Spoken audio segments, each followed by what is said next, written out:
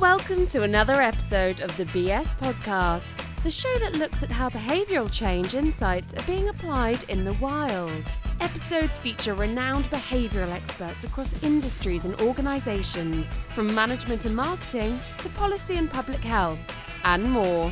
Let's dive in and see what all the BS is about. Here's your host from The Behaviourist, Hello, Nick BS Hobson. listeners, and welcome back to another episode. Today, I am excited to welcome Julia DHAR to the show. Julia is partner at Boston Consulting Group, BCG, and co-founder and leader of BeSmart, BCG's Behavioral Economics and Insights Initiative. In this role, she brings her passion and experience designing complex system transformation through nuanced behavioral change to clients in the public and private sectors. Julia has advised and implemented transformational strategy initiatives across a range of social impact and public sector organizations, including economic development and planning, finance, labor, education, and social welfare. She works with private sector clients to integrate choice architecture and consumer insights to improve the productivity, performance, and customer experience of organizations in sectors including airline and travel and tourism, energy, IT, and telecom. Before joining BCG, Julia worked as private secretary to the Deputy Prime Minister and Minister of Finance in New Zealand. She also led a major study to increase private capital for public services as a member of the UK Cabinet's Office Social Investment Finance team. Julia, welcome to the show. Hi, Nick. Thanks for And we had a having me. wonderful 10-minute conversation ahead of hitting record, and I wish the record button was on because we talked about some pretty interesting things, including KFC. Do you mind? I just love that story. Do you mind sharing for listeners what KFC and why that's important right now?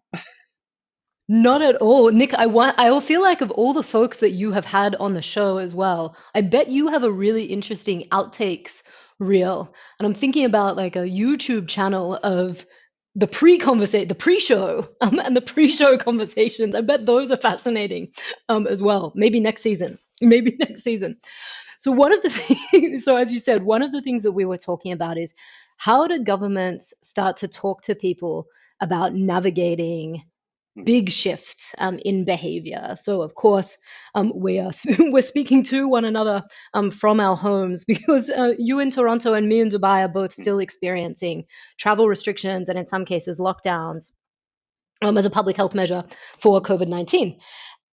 And as governments start to ease those restrictions, we need to talk to people about what's changing and what's staying the same. And that's actually a really delicate balance to strike because in the early stages, it can be easy to be really precise and say to people, look, you cannot go outside, you can't mingle with people outside your immediate family. And now, as we start to say, it is getting a little better, or it is a little easier, or a little safer, but still not perfectly safe. You need really good mechanisms to be able to talk to people about that. And one of the really shining examples of a country that's done this really well, as many of your listeners will know, is New Zealand. And you probably all remember Prime Minister Jacinda Ardern came out early on and said, you know what, we're not there yet, but we are getting to a phase where we will begin to implement these restrictions. And very early on had a very simple piece of paper that you used to hold up at press conferences on Facebook Live and say we have these 4 phases of restrictions, and 4 being the most restrictive all the way back down to phase 1 as you begin to reopen the country. And they also had a really simple message, which was go hard, go early. In terms of restricting travel, they're one of the countries to close the border early. But then you have to move from phase 4 to phase 3, which is different in terms of the businesses that were open, but not hugely different.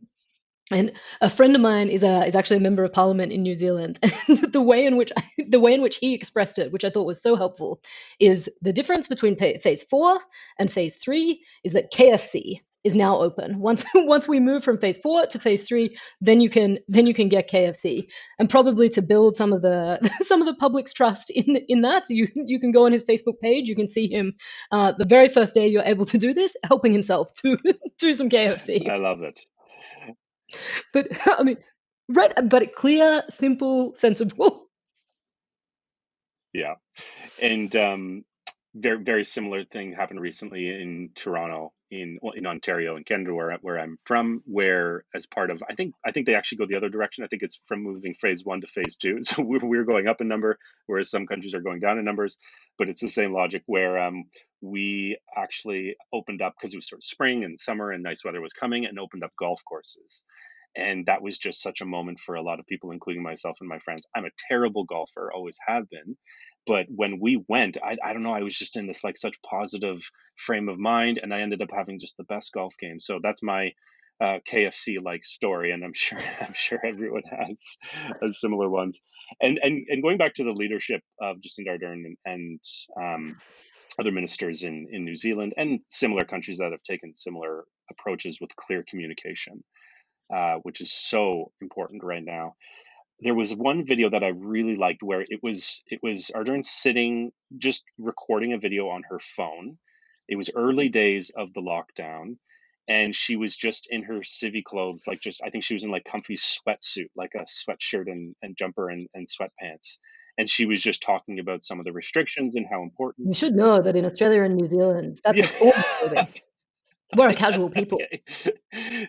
And I think that was intentional. I think she's really smart, and anyone she was having a conversation with knew that, okay, if I appear on camera on this Facebook Live or whatever it was, and I appear in, not wearing a formal, suit or formal wear, and instead having my at home wear, then that's sending the clear signal that even I, as the leader of, your country, even I am taking this serious. And I thought it was just from like a behavioral change communications kind of framework, such an elegant and such a smart thing to do. So I commend her and the team. I agree. I agree, and I think it's actually a really nice example of showing what you are doing. I mean, also showing the challenges. What it is, what it's like to be trying to do your job with a Mm, young family, while you're at home. I mean, one of the signs that resonated is a few weeks later, she was doing something similar in Premier House, which is the Prime Minister's residence, in New Zealand, and as she was doing the Facebook Live comments, there were this kind of stream of comments that said, you look tired. We're thinking of you. We know you're mm, working really hard. We hope mm, you're okay." And I mean, it speaks a little bit to the relationship that New Zealanders have with their governments, right? They have a very strong expectation that senior officials are mm, really accessible to you, but also this idea that, like, very much like we are, no matter who you are, no matter where you're from, as a people, we're all in this yeah. together. And I think that they're it's a small country, it's a small government, have really perfected, through via her leadership, but also through the culture that they've built around the government, around the country, real like strength and Yes, simplicity. yes. And what that does is that it also sort of just humanizes, because I think that's an issue, at least in North American politics and probably Western politics more broadly, is that the politician is seen like not as a human, not as a father or a mother or a a son or daughter having a family and working hard, and so it just sets sort of like these real expectations that, oh, this is a real person, and they have, yeah, they're a prime minister or a president, but they also have just like your ordinary mundane day-to-day activities and stressors and things to do. I know, talking to a lot of folks in my world who are, say, on the other side of the political spectrum, they talk about our current leader, our current prime minister, who's liberal, or for American listeners, basically a Democrat, and they talk about him as if he's like some sort of machine, and they have sort of those expectations of him as if he's not human. So I think it's something that's really important that we need to remember. Our politicians are just humans after all, with flaws, and just like us, just like all of us, right?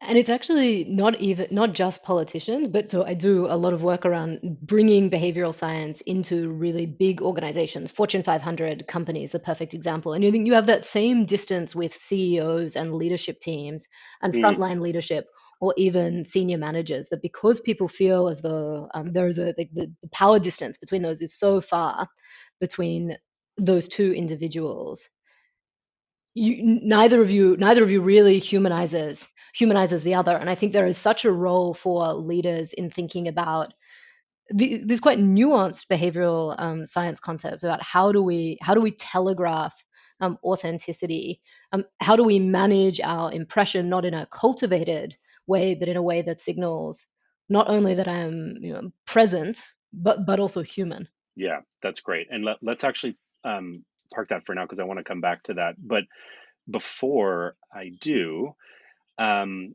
you have an incredible TED Talk. I must say it's really good, and of course I will link to it in the show notes for listeners if they haven't seen it already. It's got quite a number of views. I think it's like 4 million plus. Yeah. It seems to resonate with people, and it comes from a place. It's a topic very close to my heart. So the title of the talk is "How to Disagree Productively and Find Common Hmm. Ground." And there's a really important skill and practice for me, and it seems like it feels like the same for others. And it was TED Toronto, I believe, too, right? It was in Toronto, Princess of Wales Theatre. There you go. Oh, the Princess of Wales. I've seen many, many, well, what we call Broadway shows, but it's not Broadway. It's on King Street, as Torontonians will know. Yeah, it's awesome. The Yeah, Broadway of the North. great TED Talk. And yeah, exactly. Yeah, a little smaller version of it. Um, so also a topic that's near and dear to my heart, and something that I've thought long and hard about, and to be frank, struggled with just in my own conversations with family members and friends. And in your talk, you start off telling the story of young Julia as just this child who loved debating and arguing, and I'm the same. If I'm in a good debate with somebody, it is it's like a drug. It's like this adrenaline rush that I get, and it's so I find I derive great pleasure from getting into heated debates and arguments that are still constructive, and I try and be a good debater and all that. So And what's your goal um, when you do that? Like, is it, I want to learn more about this? Is it, I just have a lot of passion around this and I'm excited that someone else has passion around it, even if they don't agree with me? exactly. So I go in very much from like as a psychologist or trained scientist, and I'm also a human, and I have my own preconceived biases, and I have my beliefs which may be entrenched and held tightly, but I do try and check that, and I do try and go into those conversations as a psychologist to understand myself and the other person. And what I find so fascinating, and this is causing a lot of intractable issues in our global Western society today, is that you can have an incident, you can have a situation that's in the news, and I mean, there's no shortage of them nowadays. And you can have two sides, often divided or separated by political affiliation or political ideology, and they can see that one same situation and perceive it so differently. And I mean, just go watch Fox News interpretations versus CNN's news interpretations of an event, and the news anchors and how they cover the story. To me as a psychologist, I'm like, that is so scary, but also so fascinating. So when I enter into a conversation with somebody whom I know I'm not going to share that, as you talk about, have that shared reality or that shared view, I still am amazed that they can have such a different view. And that's obviously the cornerstone of sort of our free democracy. And just the debate structure. So I want to touch on, because you have this interesting past and passion for debate. When I was teaching at the University of Toronto, I had a seminar class that I would teach almost every semester. It was my favorite course to teach, and I chose the topic, and it was sort of a deep dive with 20 or 30 senior level honored undergraduate students, and we always ended the semester, the last two classes, doing a debate. And we sort of settled on the topic as the semester progressed, and we said, okay, this is an interesting theme that's emerged in our class conversations. Let's have this be the question that we're going to debate on. And then I would randomly divide the class into a for and against, and they would have to debate and discuss, and then there would be a sort of a chosen winner at the very end. I never went into I should say, those were the best classes. And from my side and also from the students, they absolutely loved it. I don't have a formal training in debate, but you have this interesting past, this interesting history with it. So if you could walk listeners through what that is, and how you got into it, and why you think it is so important. With pleasure.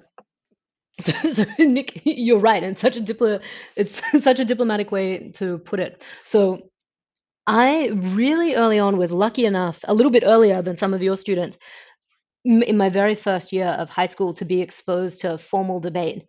Many of your listeners have probably seen one or been part of one, but it's exactly as you described, right? A motion on the table, a really big idea. Criminalize gambling, legalize all drugs, institute a flat tax, whatever. And one side in favor and one side against. And typically, exactly as you described, you don't pick your side. And I mean, it's a science in the sense that we have kind of formal rules and there are disciplines around it, but also really an art form, right? It's fundamentally about how you persuade people, judges, audiences, the other side of the debate.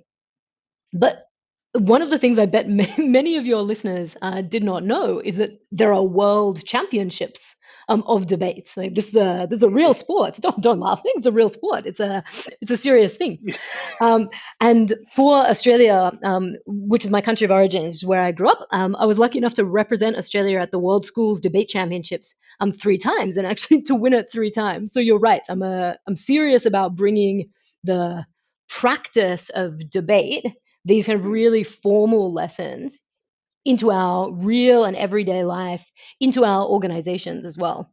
Question: Do you know? And this is a bit of a tangent. I'm going to come back to the actual content in the talk itself. But what's wrong with the supposed debates? I use that term loosely of like Western electoral politics, and in particular America, where it's less of a debate and more of a shouting match, and it's turned into this like comical pageantry that is so like tough to watch. What do you know the history of sort of the debate on the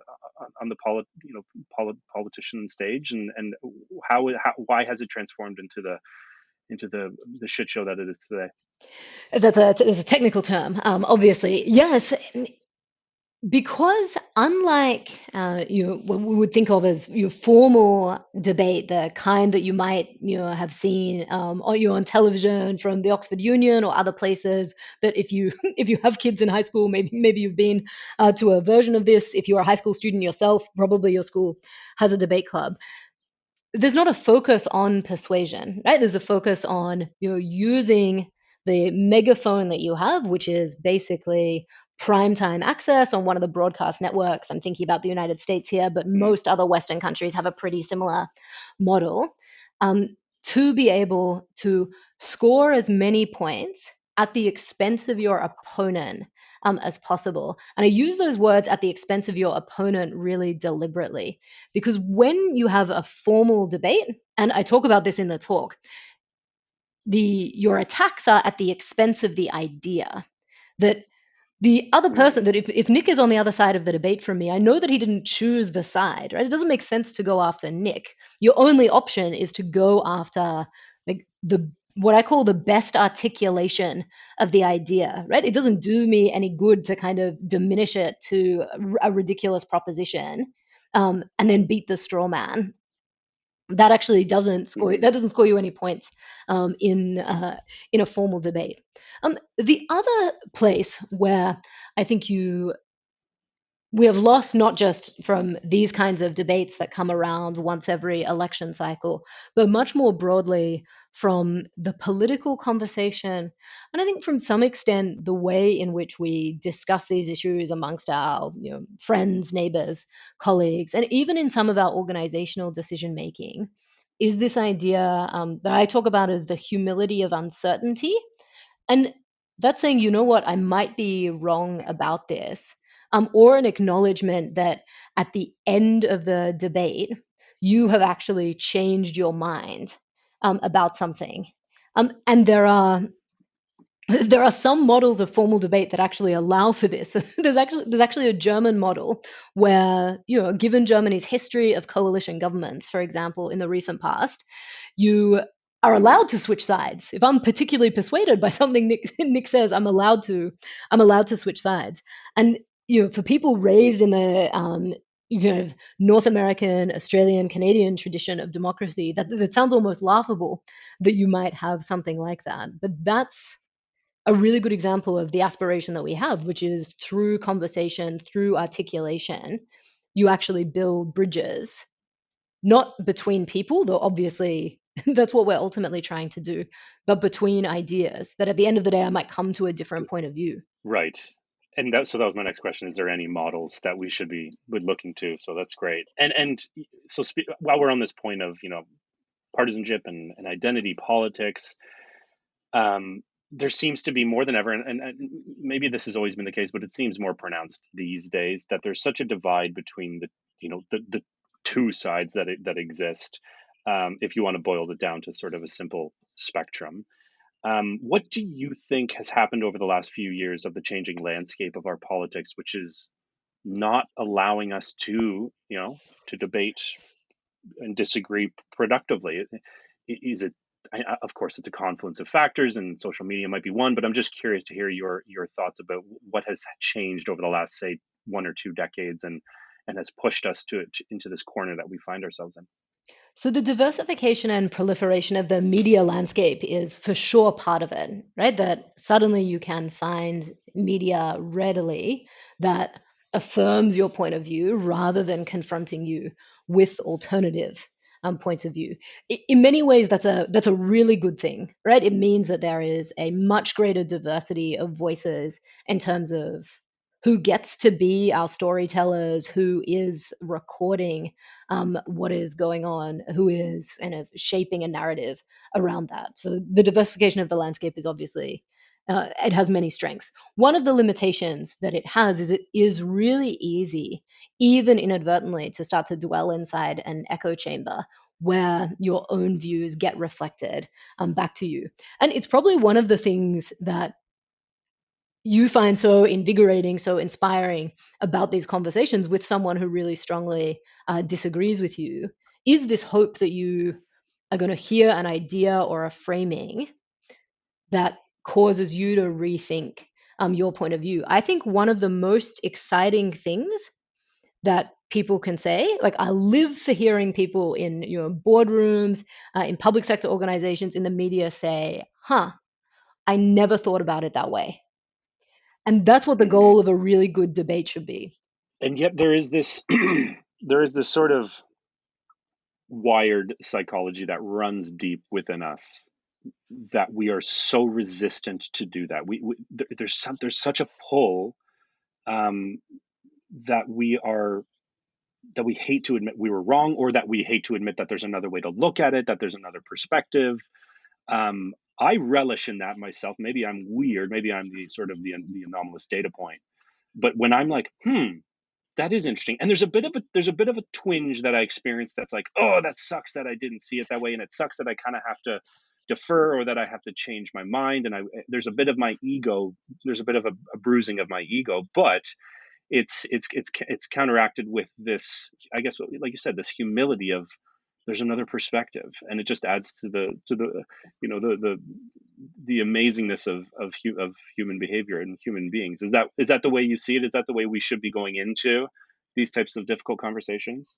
Yeah, I think that's right. What's something you've changed your mind about or got to a more nuanced place on or recognized the complexity of through one of these conversations? Great Great question, and this just happened. So with my I lived with this very large extended family. My mother had 9 or 10 siblings, and then all the cousins, and it's just a huge amount of us. And there's this really interesting divide within the extended family of, I guess you could call it a political divide, and it's very much rooted in identity politics. And one of the excuse me, one of the issues at hand is around gun legislation and firearms in Canada and in Ontario. And recently, there was a terrible shooting that occurred in the province of Nova Mm. Scotia, and quickly thereafter, the Prime Minister and the PM's office initiated this firearm ban, which there was tons of backlash. And I went in with my own preconceived biases of what I believe we should be doing when it comes to firearm legislation, and there was a series of exchanges on Facebook between family members. And I learned stuff about legal gun ownership and firearms and hunting as a sport and as an important activity in our society that I had no idea. And I wasn't surprised because I had no idea because I don't care to engage. It's not an interest. I'm not a hunter. I don't own any firearms. I'm not interested in that culture. I'm not interested in those behaviors. And so, of course, I'm not motivated to understand all the nuances that are involved. But when they were pointed out to me by family members who are gun owners, who are hunters, it sort of it made me check myself and check my biases and say, maybe I was being driven by my own preconceived notions. And so that was a recent example that really stood out to me. I'm interested to hear you say that it took place on Facebook because one of the pieces advice that I give to organizations, to individuals thinking about how to navigate this or Mhm. to have a really difficult conversation is to is to step away from the keyboard. And that Yes. there's some really good research. Professor Juliana Schroeder, who's at UC Berkeley, and others have found that Mhm. if I listen to you make this controversial argument, I mean literally listen to you versus, for example, reading a text, that becomes by definition more humanizing. Like I actually have a better chance of Mm. connecting with what you say. I think that's a real art to be able to productively have those discussions virtually. Yes, and so and it's funny enough. I'm meeting with Juliana tomorrow, so I'm gonna bring that up, and we can she and I can talk about that. I love her. I love that research. Mm. So this idea that you talk about in the TED Talk called this sort of the and I think this is what you say to quote, shared reality is the antidote to alternative facts. It sort of gives us this platform so we can begin to start to talk about a potentially divisive and difficult issue. So what's the problem? Like, I guess social media is a double-edged sword. It allows us a platform to exchange these ideas, but it removes the human element, as you said. So what is the best way? Because with social media, we can do these things at scale, which is great. But then it sort of trips us up as well. So what do you see as the best possible combination in finding that right balance between using social media versus doing it in person? Yeah, and I loved your choice of word there, that it's a platform to exchange ideas. I think there are plenty of people who see it very differently. They say it's a platform for me to express my ideas, but it's not Mm, necessarily a genuine back and forth, a genuine dialogue. And when I try to bring that out of the out of the online domain and into the real world, there are a couple of tips that I give people. So one is it can be really powerful to kind of anonymize the ideas, right? So this, this conviction that you have, that your cousins have, that the members of your family have, being able to remove those from being Nick's ideas or Julia's ideas, and just discussing the ideas, write them down, totally, and then bring them forward. Without attaching them to a person, can make, I think, a really big difference. The second is this idea that you highlighted at the beginning, so what social psychologists call shared reality.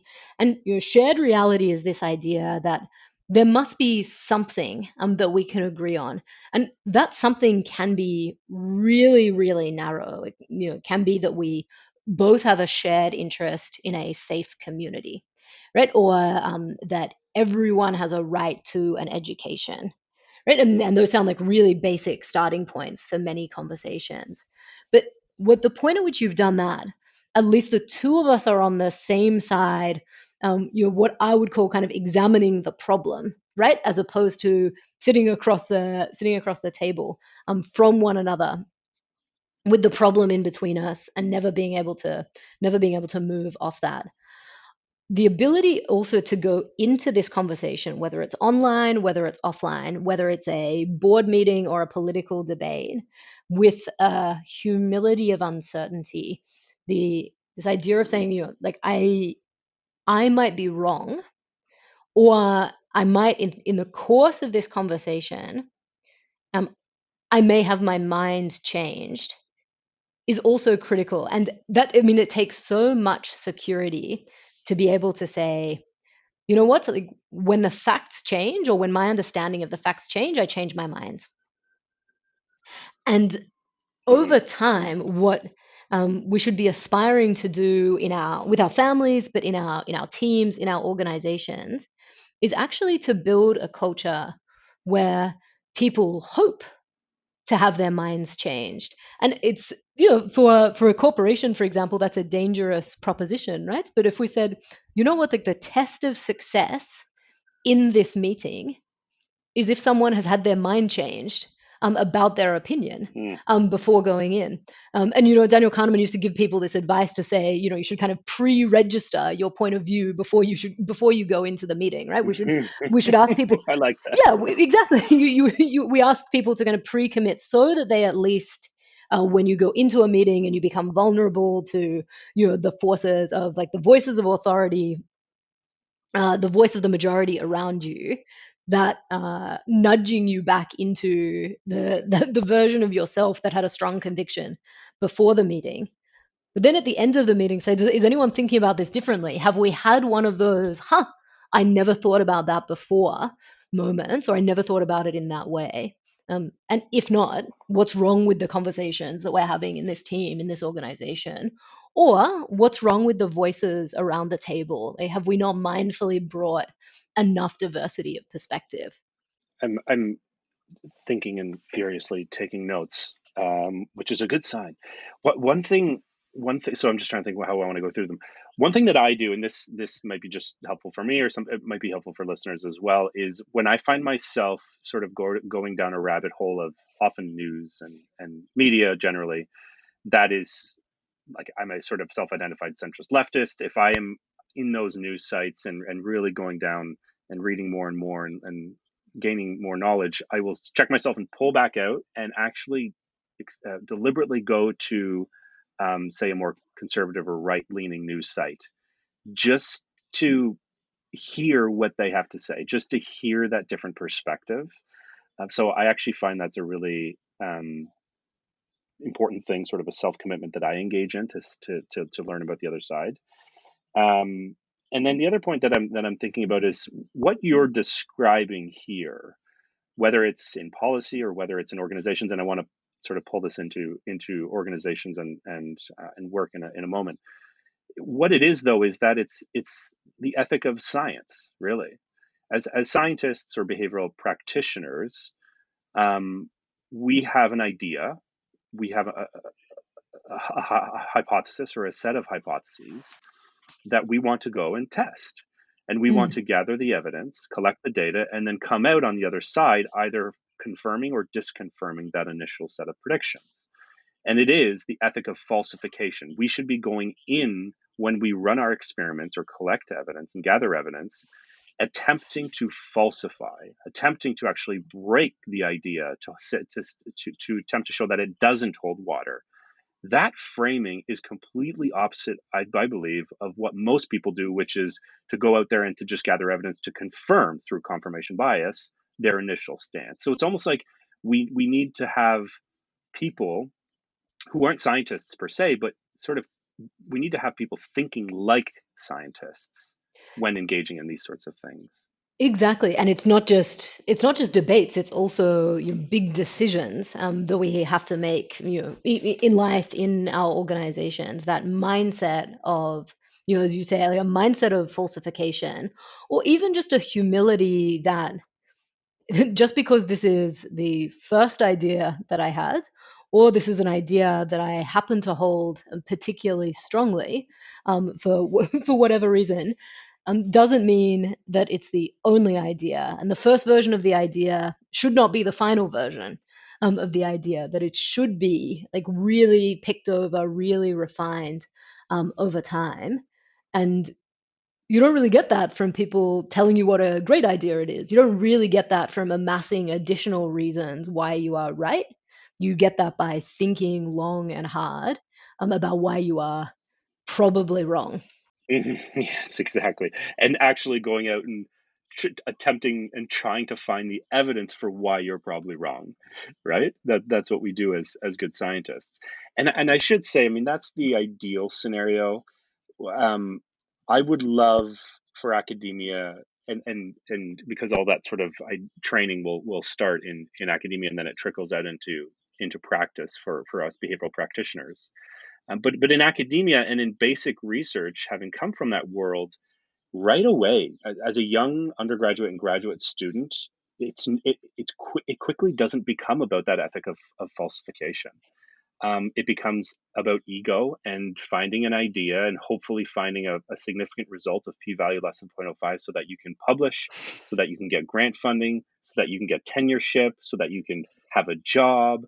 And so I just want to sort of check myself, because what we're talking about is very idyllic and idealistic. In reality, even within the science in basic research, it's very often not the case. But we strive to do better. So I just wanted to point that out.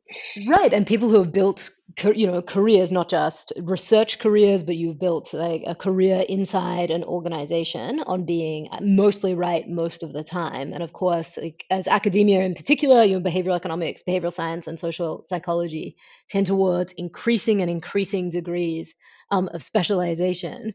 Like each new article, each new experiment, each new book is a doubling down on the existing hypothesis, and being able to walk back from that is for all of Hmm. us, no matter how clinical we want to make it, really really hard.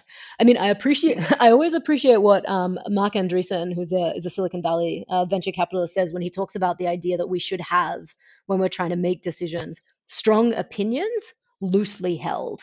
And that's what kind of Hmm. bringing a genuine like a hypothesis based approach to organizations, to life, should be, right? We articulate a conviction, but it doesn't belong to me, right? I don't have an emotional attachment if it turns out not to be correct, so I hold it loosely, and I place it on the table for examination.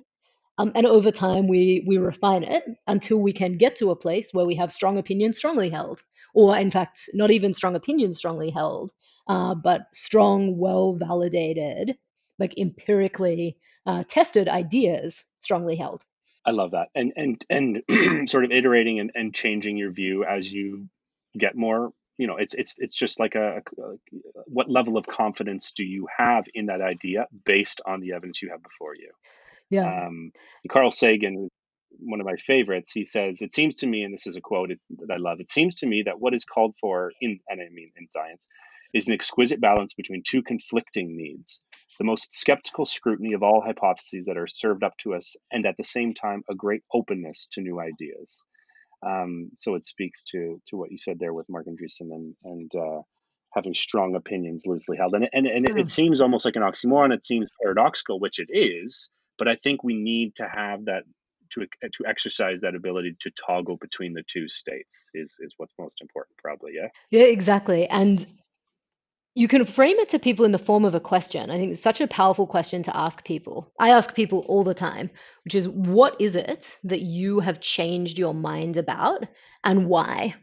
Um, so, Mm. and that could be over the course of a project. It might be, in an organization, you think about like a due diligence, right? You consider whether you buy or sell a firm or not.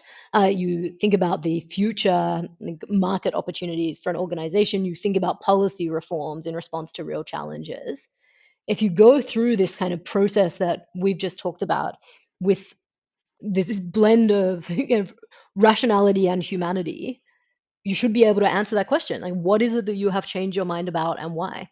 So bringing this into the work you do with BCG, around specifically behavioral science and behavioral economics, what what does that look like in practice? What does that look like in a boardroom meeting? What does that look like with a meeting with your team? Is the first question, and second, and you can answer this in any order, of course, is generally in the in the workplaces of today and in organizations, are people doing that? Are people going into these meetings and doing projects and work, asking the questions? What have I done to change my mind recently? Yeah. So the answer to the second one is not enough, because I think that can never be enough. And like bringing that mindful awareness and that Mm, both emotional and intellectual humility to everything we do is critical.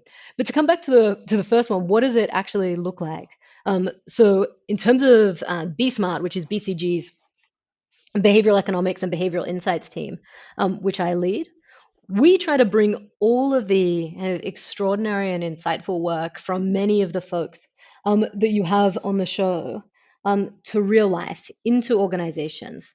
So we're a vehicle to apply the insights from behavioral science into large organizations, into BCG's clients. And that can be large nonprofits, it can be public sector and government organizations, and of course, for-profit corporations as well. And it really runs the spectrum from helping people establish their own behavioral science team and their own behavioral economics capability within an organization. It might be that they have mhm, a small proposition that they want to test already, and here that's particularly with our government clients around how do we get people to take up a service, greater job training for people receiving unemployment assistance, for example. How do we nudge people towards channels, whether it's phone or online or in person, that are most likely to work well for them? And it can actually be how do we apply the insights from behavioral science to the change that we are trying to make. So let me give you a really specific example. We have a tool that we call we call it the leader action plan, but it's a really simple mhm, commitment device that boards of directors or executive teams in an organization, after they've established some new behaviors that they really want to practice, um, they complete their leader action plan, which identifies a very small number of really specific behaviors that they want to address, and they can be really simple things from I want to walk all 6 floors of the building every day. I want to have a mhm, reverse mentoring conversation with a junior person in the organization every single week. Right, and then so we say like that's the commitment. It's not just a commitment to yourself, right? I mean, you make it visible by writing it down, but you've self-committed, right? We have not imposed them upon you. You have accountability to the mhm, people around the table, but we usually ask people to share them with with mm, their direct reports. Often, if people have a physical workplace, we'd ask people to put them on their door. We have clients who post them on the front page of the intranet. You can go and look at the CEO's leader mm, action. Like anyone can download the CEO's leader action plan and see if she is holding to it. And then the final step, as we wow. all know, is you have to have consequences. Like, and ideally, ideally there has to be something on the table, right? And loss aversion being what it is, we have to have some kind of Mhm. consequences for people not doing these behaviors that they have committed to. And so one of my What do those consequences look like yeah, it's exactly? a great question, and we always this is, and I would love to hear from your listeners if anyone have really good examples of things that have worked really well. And let me tell you how this conversation typically goes. People say we like this, we love the first 3 steps, like goals, visibility, sociability, accountability, behavioral science is great, and then we say let's talk a little bit about loss aversion. Now, let me tell you about consequences. And now I think it's time for folks to self-identify some consequences. And they said, Mhm. I knew there was a reason we were suspicious about this. This is not such a good idea.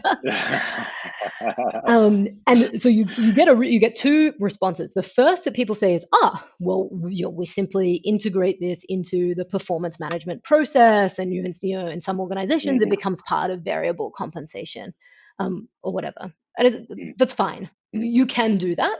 I hope you know that there's plenty of evidence that says, particularly when you're trying to change behaviors like these, that is so distant from the actual behavior that it's unlikely to have a material impact, right? Even if the money is substantial. So I would warn you against that. Um, and then the second cat, and then so this is the first category. The second category is like a very special breed of teams where they say, this is intriguing. Let us go on a consequences hunt. Let's think about how we mm, how we do this. And it's what I have learned is that it is really personal. So 2 examples. One is there was an organization which like very like old school, formal, Fortune 100 company, but very like traditional, quite conservative in its approach. And they said, no, I tell you what, if this doesn't if people say, if the eight of us around this table, if we have not succeeded in performing the three very achievable things on our leader action plan, if you are the person who has not done this, every 2 weeks you have to bring like coffee and treats for the for the eight of us, right? And this is Mhm. there's not a material consequence, right? You say like particularly for for people where this is a small group, this is it's some amount of money but not a huge amount of money. How could this work? For a group that was not particularly compliant before we had the consequences, the strong like the really strong desire not to be the person who had to show up at the meeting with like 8 frappuccinos um, produced 100% compliance.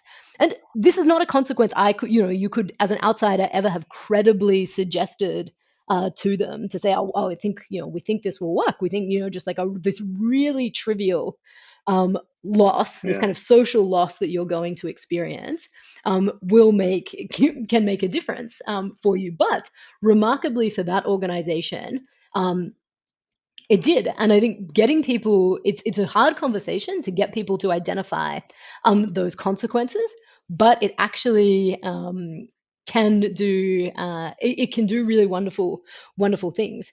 And let me give you a kind of Mhm. totally alternate example, which is Etsy. People probably know Etsy. It's an online marketplace for handcrafted and vintage goods. And the engineers there, when someone makes a mistake, right? And this mistake is discovered as in the coding process or in the review process. It inevitably is. They send out a company-wide email saying like, here is the mistake that happened. This is what happened.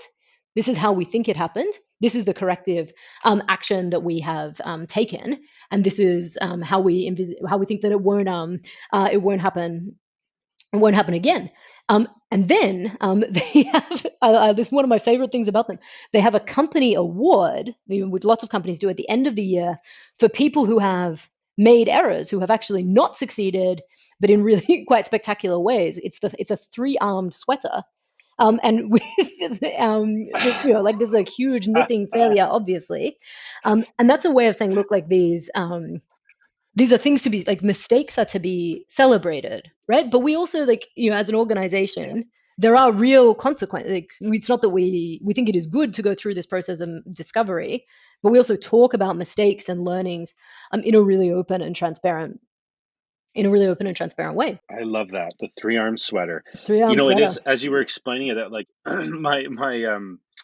my back went up a bit because I was like, there's going to be this email that you sort of have to be careful with the public shaming of the person. You sort of have to be careful with if it's going to cause them more duress or anxiety as a result of having to deal with that consequence. But then just at the end there, when you mentioned this three-arm sweater, if you build the infrastructure around and the culture around failing and that it's okay to fail, and you include these little elements and these little nudges of gamification and socializing it and almost in a way like kind of making fun of it, um, then it can be productive, then it can be good, it can serve what it's supposed to serve, I think that's so right? important. Exactly. And I think when you have a psychologically safe culture, um, I think for people to feel like positive pressure, for people, even in a case where we haven't done something that we could do, and my leader action plan folks are a really good example of that.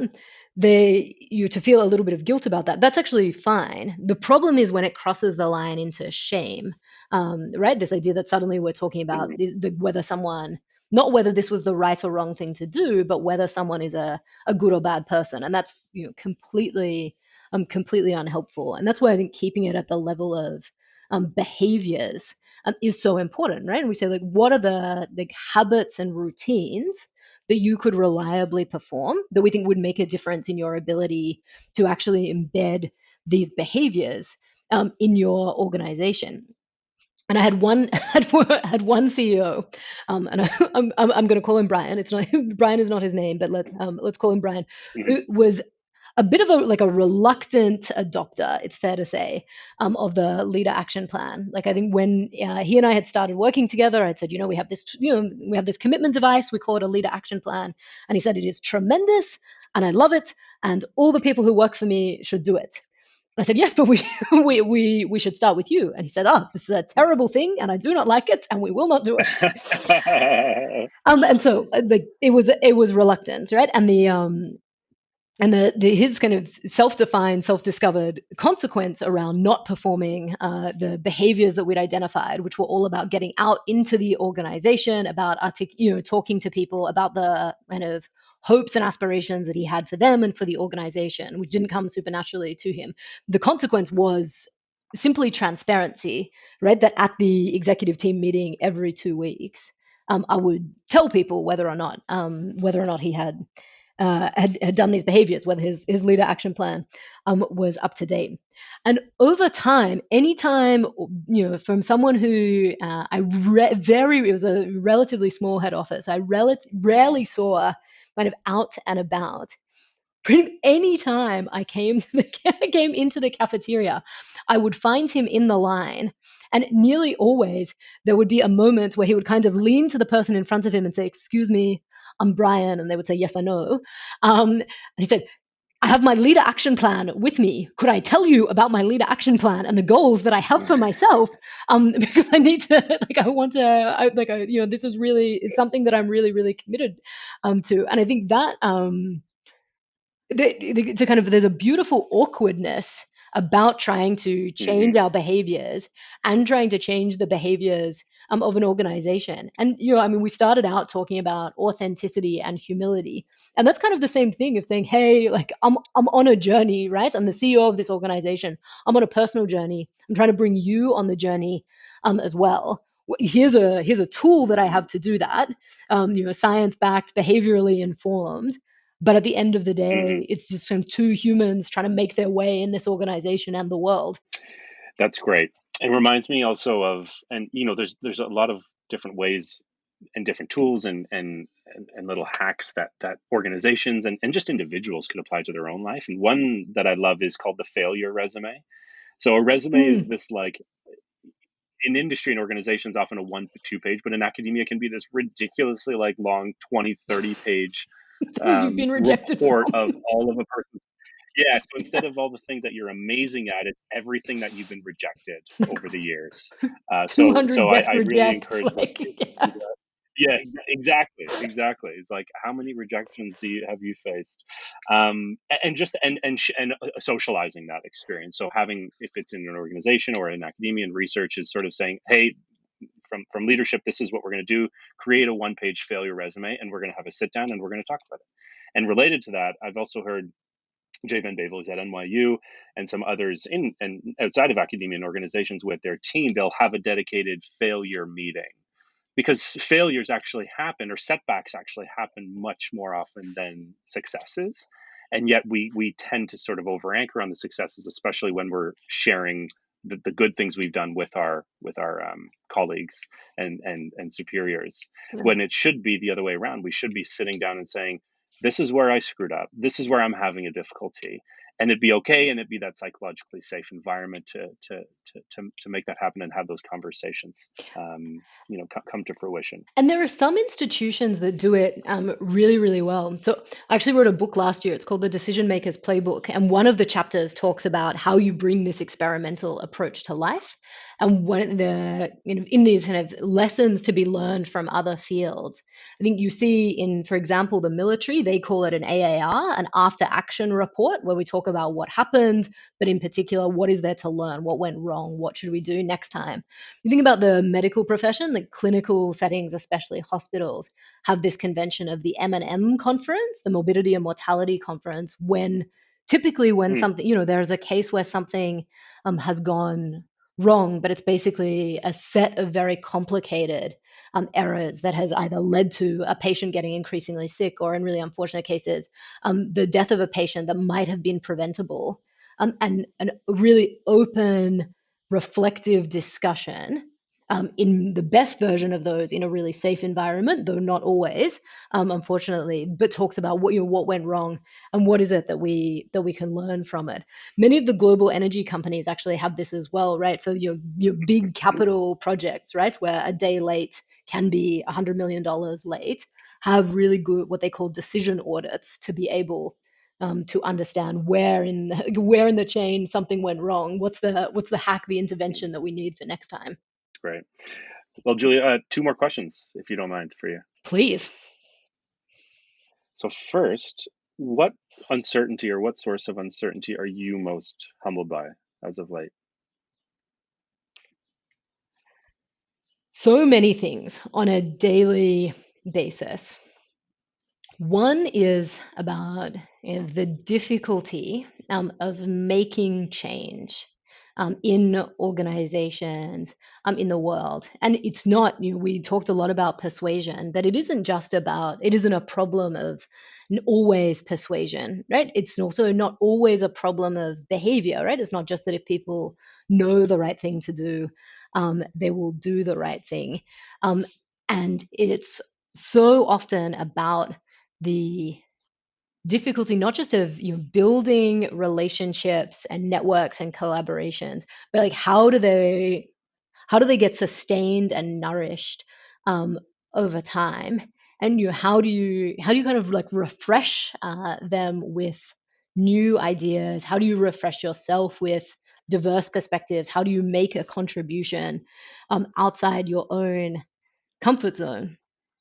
Right, and that I'm constantly humbled by people taking on these challenges of how do you make really big change in society, really big change in government, in people's relationship to government or people's relationship to institutions, or even just in your own family.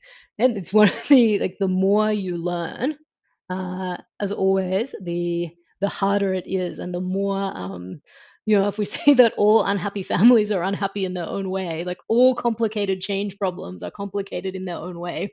That's a good way to put it. And last question, which might be related, and feel free to piggyback or a new one, a new idea altogether, is the BBB, or the Big Behavioral Brainstorm, which I ask all my guests at the end of the show. And so right now, there's a lot of problems with our world and in our world. Of all of them that exist, if you had to choose one and only one, what would it be that could stand to benefit from a behavioral based intervention? Let me tell you about the one I'm obsessed with at the moment and spending most of my time working on. And that is what we broadly call the problem of engagement at work.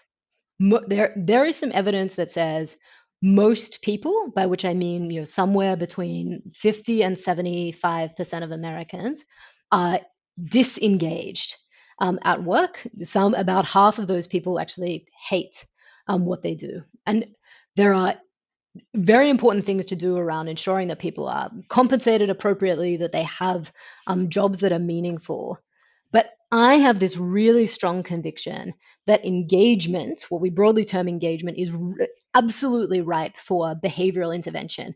And instead of talking about engagement as a state that people are either in or they are not in, and it being the kind of thing that we measure just once a year via a survey, and then HR has some initiatives, that it is actually a predictable um, state that we can move people into, that people can activate inside their job over the course of the day. And it's where I think behavioral science has a kind of tremendous role to be able to intervene. You think about some of Adam Grant's work around nourishing task significance for people who do, fairly routine jobs, or, a job where you might get rejected with relative frequency. So that, of course, is disengaging for people. Think about the process of instigating structured reflection into the work that people are doing, or building excitement and community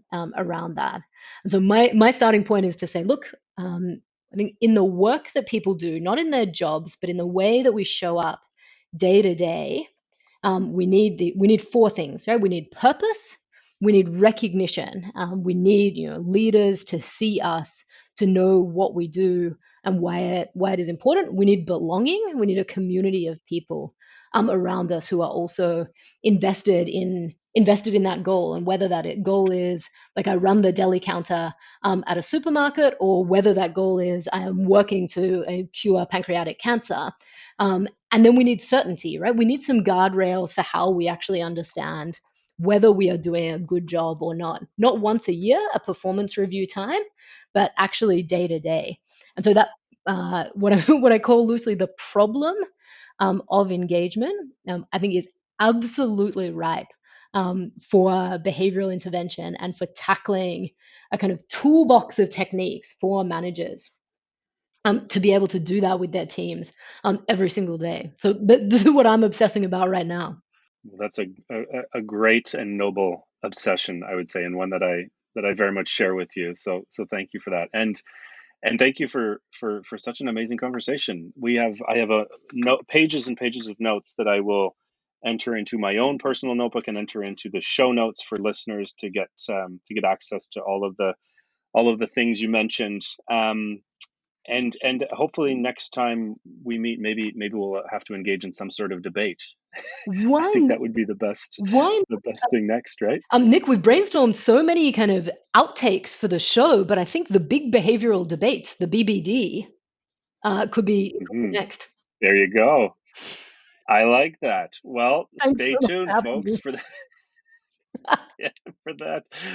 Well, thank you again, Julie. It's been a real pleasure. Thanks for me as well.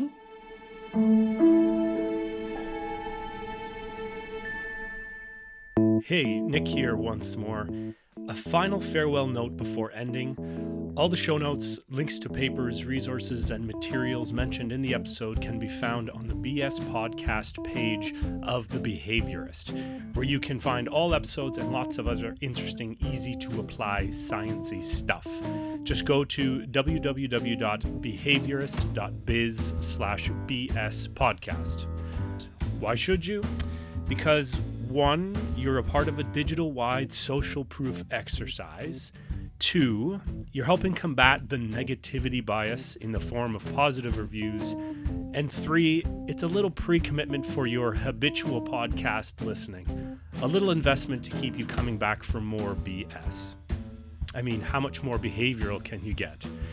Thanks again for listening. Until next time, remember, keep your facts ugly and your hypotheses beautiful.